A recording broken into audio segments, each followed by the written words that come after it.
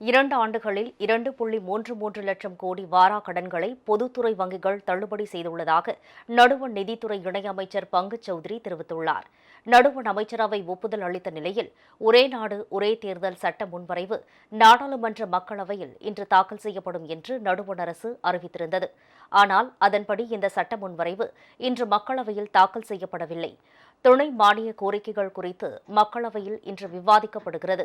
அவற்றை நிறைவேற்றிய பிறகு இந்த வாரத்தில் ஒரே நாடு ஒரே தேர்தல் சட்ட முன்வரைவு தாக்கல் செய்யப்படும் என நடுவண் அரசு வட்டாரங்கள் தெரிவித்துள்ளன.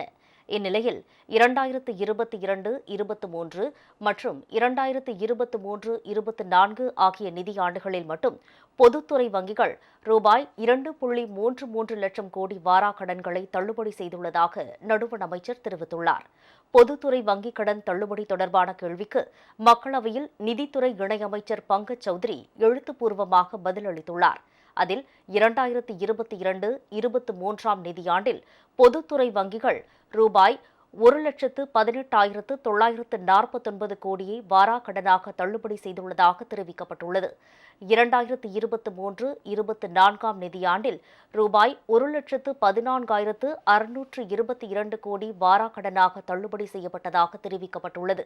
இதில் அதிகளவாக பஞ்சாப் நேஷனல் வங்கி 18,317 கோடியை வாரா கடனாக தள்ளுபடி செய்துள்ளது என்பது குறிப்பிடத்தக்கது.